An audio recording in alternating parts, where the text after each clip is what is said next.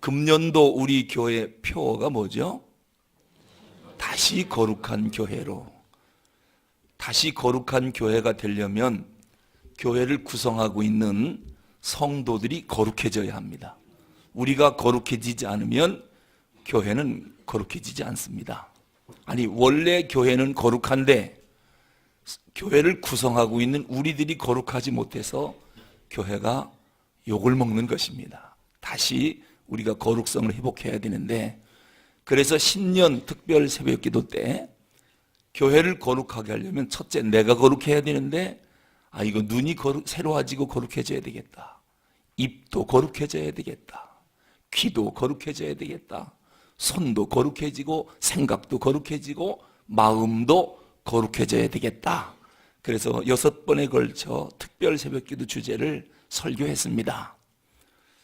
그래서 우리는 거룩한 교회로 지금 만들어가고 있는데, 오늘 대표기도 하신 것처럼 내가 거룩하니 너희도 거룩하라. 거룩하려면 레위기서에 보니까 주의 보혈로 거듭나는 길밖에 없습니다. 예수 피로 나를 씻어야 생각도 마음도 손도 눈도 귀도 입도 거룩해질 수 있습니다. 그래서 이번 고난주간 특별 새벽기도 제목은 주의 보혈 능력이 있도다. 주의 보혈 능력이 있도다. 그 보혈로 우리를 씻어야 우리가 거룩해지고, 그리고 교회가 거룩해집니다. 주의 보혈 능력이 있도다. 이번 6번에 걸쳐서 그러니까 설교는 예수님 피에 대해서 할 것입니다. 왜요? 금년도 주제가 거룩이니까요. 거룩이니까요. 어제도 말씀드렸지만 금년도 우리 교회가 어느 방향으로 나갈까? 그 해에 표어를 보면 알 수 있습니다. 표어를 정해놓고 표어랑 상관없이 살면은 표어 정 하나만 하지요. 목적을 딱 정했으면 그 목적에 맞도록 우리가 생각을 하고, 오늘은 주의 보혈 능력이 있도다. 이번 한 주간은 거룩해지기 위해서 예수님 피에 대해서 설교하시겠구나. 그 중에 오늘은 3번째 시간으로 구원의 붉은 줄을 매라. 그러면 우리가 또 어떻게 하면 거룩한 백성이 되어 구원받을까? 붉은 줄을 매면 되겠구나. 자, 그러면 그 붉은 줄이 도대체 뭘까? 그것을 알아내는 것이 오늘 새벽 설교의 핵심이 되겠습니다. 오늘 본문에 보니까 이 죄악 세상을 살아가면서 어떻게 하면 우리가 거룩해져서 구원받을 수 있을까? 이 구원의 진리를 아주 정확하고 자세하게 우리에게 설명해 주고 있는 그런 본문입니다.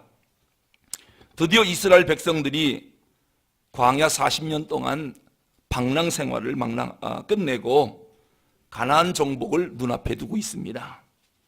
여호수아 장군이 시딤에서 가나안을 공격하기 전에 2명의 정탐꾼을 가나안 땅 초입에 있는 여리고성에 보냅니다. 왜냐하면 이 여리고성이 얼마나 강한 철옹성인지, 그리고 이 경비가 얼마나 삼엄한지 쉽게 정복할 만한 성이 아닙니다. 그래서 정탐꾼인 스파이를 미리 보내서 어떻게 공격해야 될 것인가를 사전 답사하는 겁니다. 사전 답사.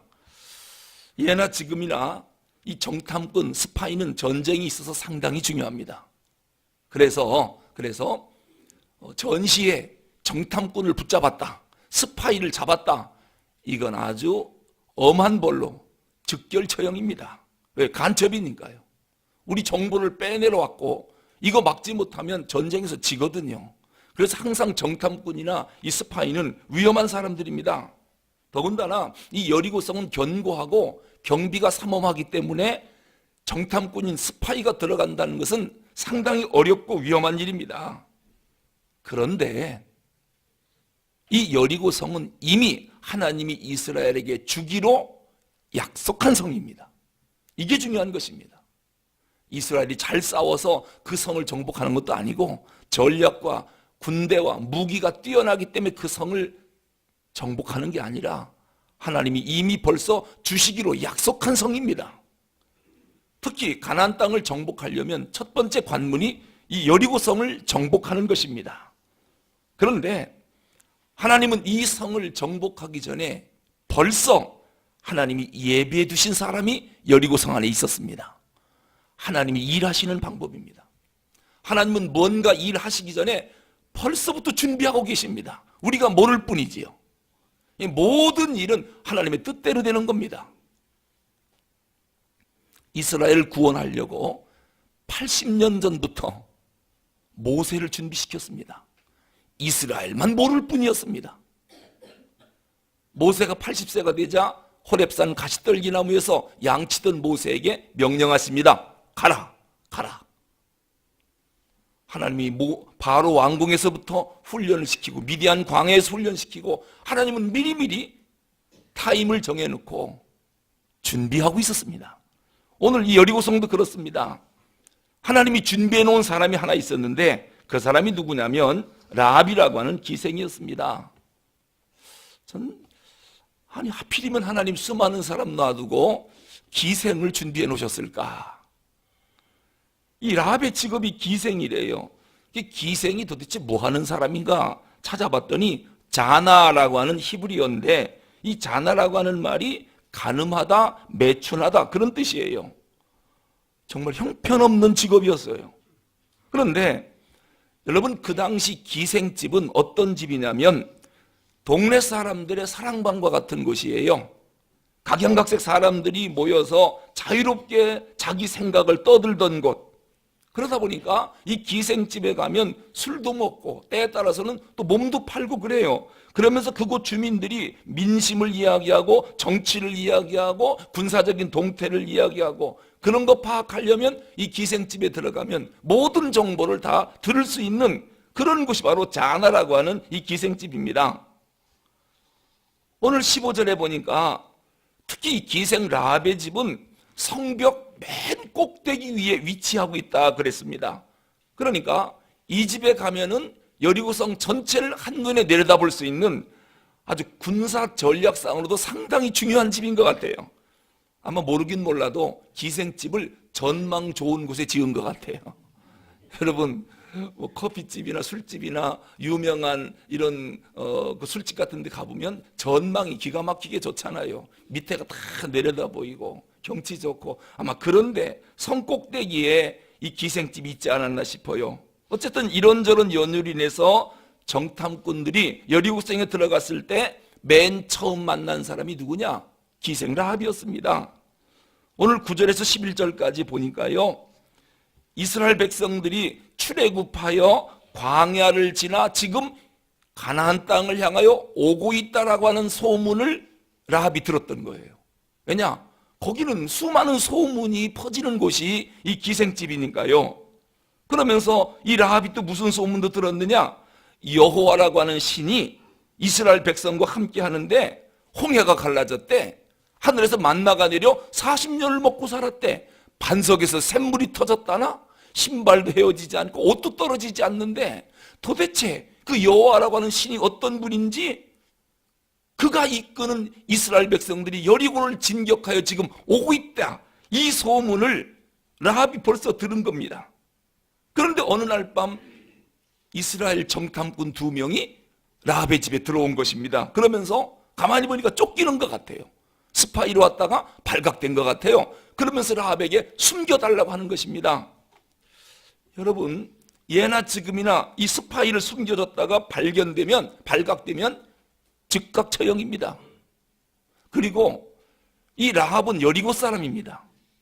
정탐꾼은 이스라엘 사람입니다. 적군을 숨겨주면 매국노입니다. 나라 망하게 하는 사람입니다. 그러니까 숨겨주면 되겠습니까? 안 되겠습니까? 안 되지요. 그런데 오늘 9절에서 라합이 기가 막힌 신앙 고백을 합니다. 말하되 여호와께서 이 땅을 너희에게 주신 줄을 내가 아노라. 기생이 이걸 어떻게 알았을까요? 아무래도 신명기 말씀을 소문을 통해 들은 것 같아요. 그러니까 기생이 별 얘기를 다 들은 거예요. 이 땅을 이스라엘 백성에게 하나님이 허락했다. 그것까지 들은 거예요. 그래서 여호와께서 이 땅을 너희에게 주신 줄을 내가 아노라. 그런데 이 소문을 기생 라합만 알고 있을까요? 여리고성에 있는 사람들도 다 들어서 알고 있을까요?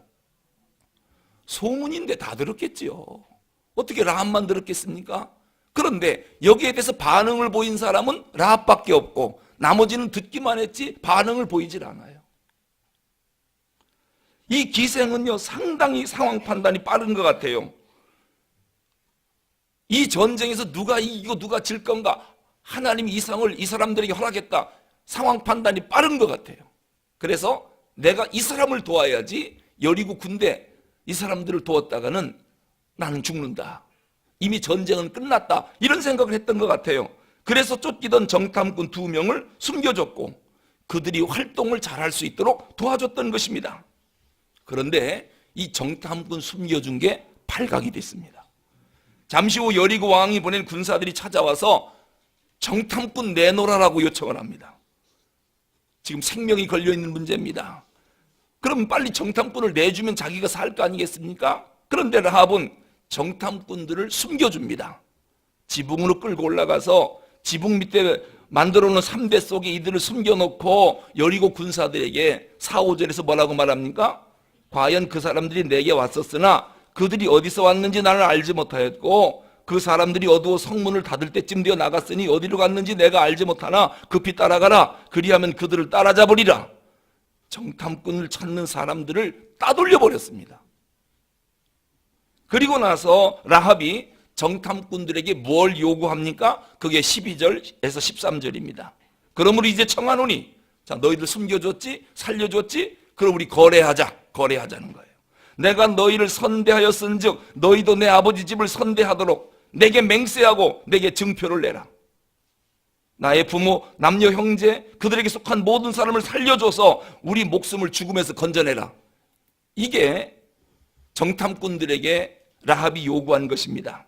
그러자 정탐꾼들이 18절에서 뭐라고 말합니까? 우리가 이 땅 들어올 때 우리를 달아내린 창문에 이 붉은 줄을 내고 네 부모, 형제, 아버지, 가족들을 다 네 집에 모아놔라. 중요한 약속을 합니다. 이스라엘 백성들이 여리고성을 칠 때 창틀에 붉은 줄이 걸려있는 집은 공격을 못하게 하겠고 그 집만은 구원해 주겠다 약속을 하는 것입니다. 이 약속을 라합이 받아낸 거예요. 그리고 정탐꾼들은 안전하게 그 집을 빠져나갈 수 있도록 도와주었고 그리고 라합은 즉시 자기 집 창틀에 붉은 줄을 매달았습니다. 여기까지가 오늘 우리가 읽은 본문 내용입니다. 그래서 오늘 설교 제목을 구원의 붉은 줄을 매라 이렇게 정한 것입니다. 여러분, 이제 우리는 관심이 뭐냐? 어떻게 하면 이 죄악 세상에서 구원받을까? 구원은 어디서 올까? 오늘 이야기 속에 다음 3가지에서 구원이 옵니다. 3가지. 첫째는 뭐냐면 하나님의 약속을 믿고 의지하는 데서 구원이 이루어진다라고 하는 것입니다. 여러분, 오늘 붉은 줄이라고 하는 이야기가 나오죠. 여리고성 멸망할 때 기생 라합의 집에는 유일하게 살아남을 수 있는 증표가 하나 있었습니다. 그게 바로 뭐냐면 붉은 줄이었습니다. 붉은 줄.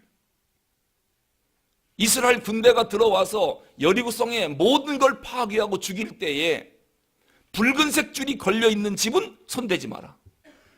붉은색 줄이 없는 집은 전부 죽이라. 그러니까 살고 죽는 것은 뭐 때문입니까? 붉은색 줄입니다. 우리는 어제 출애굽할 때 6월절에 대해서 월요일날 우리가 들었습니다. 그 피를 볼 때 넘어가리라. 피가 무슨 색입니까? 붉은색입니다. 그걸 보면 죽음의 사자가 뛰어넘는다, 유월한다. 그게 6월절 아니겠습니까? 그러니까 그들이 살고 죽는 것은 무엇에 달려있느냐? 어린 양의 피, 붉은색 피가 문설주와 인방에 발라있느냐 안 발라있느냐, 그거였습니다. 그런데 오늘은 살고 죽는 게 뭐였습니까? 붉은색 줄이었습니다. 이것이 구원의 증표였습니다. 자, 그러면 내가 구원받으려면 나한테 뭐가 있어야 됩니까? 붉은색 줄이 있어야 됩니다. 우리 집 창틀에 뭐를 걸어놔야 됩니까? 붉은색 줄을 걸어놔야 됩니다. 그 속에 누가 살든 상관없습니다. 붉은색 줄이 걸려 있으면 살았습니다. 그러니까 뭐라고 말합니까? 우리가 진격해 들어올 때 너희 집에 부모, 형제, 살리고 싶은 사람 다 모아놔라. 그리고 붉은색 줄을 걸어놔라. 아무리 살리고 싶어도 그 집안에 들어오지 못하면 살릴 수가 없어요. 왜? 그건 붉은색 줄 밖에 있으니까. 그 집안으로 다 모아놓으래요. 식구들을 다. 살리고 싶은 사람 다 모아놓고 거기에 붉은색 줄만 걸어놓으면 산다는 겁니다. 모아놓은 사람이 도둑이든 사기꾼이든 상관없어요. 붉은색 줄 안으로만 들어오면 살려주겠다. 이게 약속이었습니다. 여러분, 우리가 구원 받을 수 있을까? 뭘 보면 아느냐? 우리 집에 붉은색 줄을 걸어놨는가? 아니면 붉은색 줄이 없는가? 이거 보면 압니다. 구원의 첫 번째 조건, 하나님의 약속을 의지하고 믿는 데서 구원이 이루어진다. 그 약속이 뭡니까? 붉은색 줄을 걸어놔라. 그러면은 살려주겠다. 여러분, 사실 붉은색 줄을 라합의 집에 딱 걸어놨을 때 동네 사람들이 보고 뭐라고 그랬을까요? 그거 왜 걸어놔? 무슨 의미가 있어? 궁금했겠지요. 그러면은 지혜 있는 사람은 그래? 우리 집도 한번 걸어놔 볼까? 그리고 자기 집도 빨간색으로 하나 걸어놨으면 그 집 살았어요, 죽었어요? 살았지요. 출애굽할 때 어린 양을 잡아서 막 이스라엘 사람들이 피 바를 때 애굽 사람도 왜 발라? 안 알려줘요, 왜 바르는지. 그래, 우리도 한번 발라볼까 해서 얻어다가 자기 집 양 안 잡고 피 한 바가지 얻어다가 자기 집 문에 발랐으면 살았어요, 죽었어요? 살았지요. 근데 발랐어요, 안 발랐어요? 안 발랐지요. 그래서 죽은 거예요. 이스라엘 백성들이 40년 동안 애굽에서 어떠한 일이 있었는지 이미 소문으로 다 들었다고 그랬죠. 그 백성들이 여호와의 신을 도움받아 지금 여리고 성으로 진격하고 있다. 이 이야기를 들었을 때 간담이 녹았다. 너희 앞에 간담이 녹았다. 이미 다 듣고 알고 있었기에 너희를 심히 두려워하고 이 땅 백성이 다 너희 앞에 간담이 녹았다. 엄청난 충격으로 받아들였다고 하는 거예요. 시시각각 이스라엘은 쳐들어오지요. 너무 무섭고 두려워서 간이 다 녹았다는 것입니다. 이런 상황을 라합만 안 것이 아니라 이스라엘 여리고 백성들 다 알고 있었습니다. 그런데 이 라합은요, 참 11절에 기가 막힌 고백을 해요. 너희 하나님 여호와는 위로는 하늘에서도 아래로는 땅에서도 하나님이시라. 이게 누가 고백한 거냐면 라합이 고백한 거예요. 상천하지의 여호와는 진정한 하나님이시다. 정확한 신앙 고백을 라합이 하고 있어요. 그리고 이 하나님에 대한 막연한 동경심도 라합에게 있는 것 같아요. 그런데 그 소문을 다 들었음에도 불구하고 라합처럼 그러한 정확한 신앙 고백과 하나님에 대한 막연한 동경, 이것을 갖고 있는 사람은 아무도 없었습니다. 여리고 사람 중에는. 여러분, 우리는 예수 믿어야 구원받고 천국 간다. 이거요, 동네 사람 지나가는 사람 물어보세요. 그 사람들 들어서 다 알아요. 저 십자가가 뭐 하는 곳인가? 저 예수 믿는 거래. 그래야 천당 간대. 모르는 사람 있어요, 없어요? 대부분 다 알아요, 대한민국 사람이라면. 그런데 지금 4천만 명이 넘도록 십자가를 걸어놓은 사람이 없어요. 예수 피를 바르는 사람이 없어요. 그냥 알고 있어요. 여리고 백성도 다 알고 있었어요, 들어서.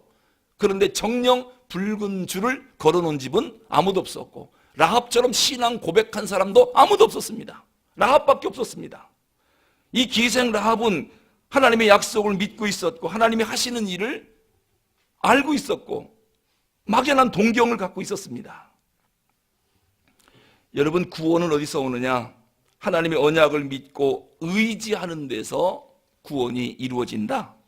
자, 그러면 예수님 다시 재림하시는 거 여러분 믿습니까? 예. 주님 반드시 오십니다. 우리를 데리러 오십니다. 이거 믿고 기다려야 됩니다. 그런데 이것을 믿고 기다리는 사람은 구원의 붉은 줄을 창틀에 걸어놨을 거예요. 그리고 마음의 문설주와 인방에 예수 피를 지금 발라놨을 거예요. 왜? 주님 우리 데리러 오시니까. 누구 데려가느냐? 예수 피가 있는 사람, 구원의 붉은 줄이 매여 있는 사람만 주님이 데려갈 거예요. 그런데 사는 모습을 보면 피 안 발라요. 구원의 붉은 줄이 없어요. 왜 하나님의 약속, 데리러 온다라고 하는 약속을 안 믿습니까? 듣기만 하고 왜 믿지 않느냐는 거예요. 그러다가 불현듯 주님 오시면 어떡하려고요? 여리고성 심판당하는 거 보세요. 다 죽었습니다. 라합만 살았습니다. 그 사람들이 이런 일이 소문을 들어서 알고 있었지만 실제 이런 일이 일어날까? 여러분, 예수님 오늘 밤이라도 오시면 어떡하실래요? 우리 이렇게 살면 안 되잖아요. 구원의 붉은 줄 확실히 걸어놨나요? 알고 있으면서 안 걸어놓은 건가요? 두 번째로 기생 라합은 붉은 줄을 맨 후에 이 정탐꾼하고 무슨 약속을 했느냐? 비밀을 지켜달라. 우리가 들어올 때까지 이 구원의 비밀 꼭 지켜달라는 거예요. 그런데 만약에 네가 비밀을 지키지 않고 이것을 누설시키면 가나안 정복전쟁, 여리고 정복전쟁에 실패할 수가 있거든요. 근데 라합이 끝까지 비밀을 지킵니다. 물론 동네 사람들이 아까도 말씀드렸지만은 궁금해서 물어봤겠죠. 아니, 왜 붉은 줄을 걸었어? 집집마다 아무도 안 걸었는데 왜 너희 집은 붉은 줄을 걸었지? 누가 걸으라고 그랬어? 궁금해서 많은 사람이 물어봤을 거예요. 왜? 다 보니까. 그러니 이 라합이 말하고 싶었겠지요. 이거 곧 전쟁이 일어나. 여호와의 신이 이끄는 이스라엘 군대가 들어와 심판할 때 요거 걸어놓은 집은 살린대. 너희들도 다 소문으로 알고 있잖아. 40년간 어떻게 이스라엘이 진격하고 있는지. 우리 간담이 지금 녹고 있잖아. 그럼 너도 빨리 가서 십자가 붉은 줄 걸어. 이렇게 말하고 싶지 않겠습니까? 그런데 약속이 뭡니까? 이 구원의 붉은 줄 누설치 마라. 정복전쟁에 실패할 수가 있거든요. 말하고 싶어도 또 사람들은 궁금해서 물어봤지만 대답 안 해주니까 별로 중요하게 생각하지 않은 거예요. 어쨌든 라합은 끝까지 비밀을 지켰습니다. 이거를 비밀을 지킬 때니까 그러면은 너희들이 진격할 때 우리 집 좀 살려줘라. 살려줄게. 라합이 있다가 말로만 하면 안 되고 여호와께 맹세하라. 이게 라합이요. 이게 보통 신학적 지식이 있는 게 아니에요. 여호와께 맹세하래요. 그러면은 여호와께 맹세하면 하나님이 보증 쓴다는 거거든요. 하나님이 보증 쓴다. 여러분 보증 서보셨죠? 보증 쓰면 모든 책임 누가 져요? 보증 쓴 사람이 져요. 여호와의 이름으로 맹세하래요. 그러니까 이 정탐꾼들이 맹세합니다. 네가 비밀만 누설하지 않으면 반드시 너희들을 여호와 앞에 맹세한다. 너희 가정 구원해 줄 거다. 네가 구원시키고 싶은 부모, 형제 전부 다 너희 집안에 모아놓고 붉은 줄을 매달아놔라. 그럼 다 살려주겠다. 여호와께 맹세한다. 라합이 끝까지 이 비밀을 지켰습니다. 자, 그러면 여러분, 이 비밀을 지킨다라고 하는 게 도대체 뭘 의미하는 것입니까?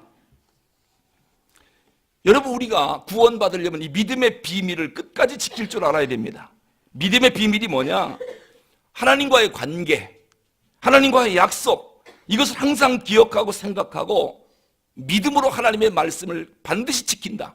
주님 우리를 다시 데리러 온다는 사실을 믿으라는 것입니다. 이게 믿음의 비밀입니다. 그런데 이게 과연 끝까지 지켜질까? 예수님은 말세의 징조에 대해서 여러 가지로 말씀하시면서요, 뭐라고 그랬습니까? 극심한 환란이 올 때 사람들이 다 변질될 것이다. 믿음의 비밀을 안 지킬 거래요. 사람들이요, 다 변질된대요. 심지어는 서로 미워하고 예수 믿는 사람을 잡아다가 죽이기까지 할 거랍니다. 그러면서 마태복음 24장 13절에서 그러나 끝까지 견디는 자는 구원을 얻으리라. 믿음의 비밀을 끝까지 지키는 자는 구원을 얻으리라.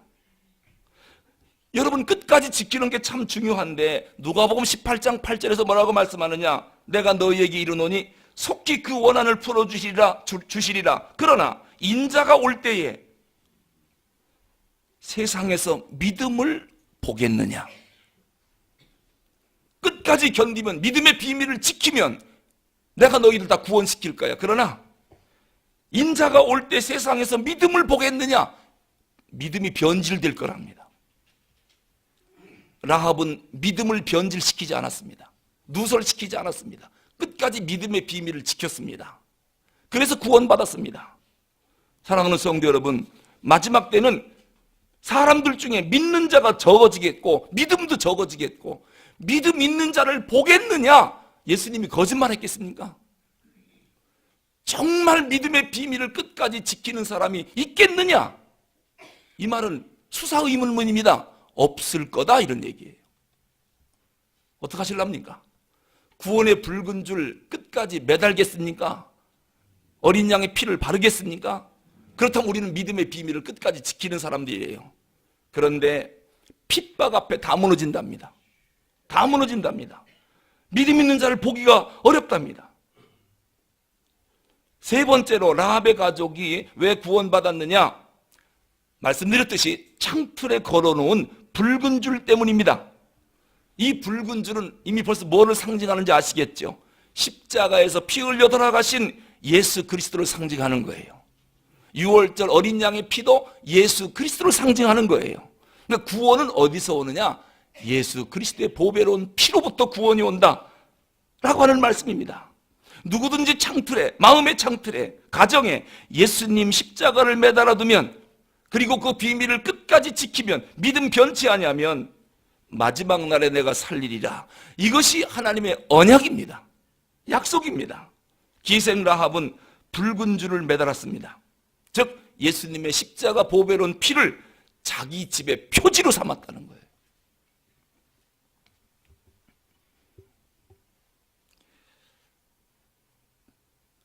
오늘 집에 돌아가셔서 십자가 큰 거 하나씩 다 걸어 놓으세요. 쓸데없는 액자들 다 떼버리고, 어느 집에 가니까 달마도를 걸어놨어요. 달마도. 비싸게, 이 비싼 그림이라고 하면서 그 그림의 의미도 모르고. 여러분 가정마다 신방 가서 기도를 다 하잖아요. 첫 번째 들어가면 그 가정의 영적 분위기를 느껴요. 느낄 수 있어요. 말을 안 해서 그렇지.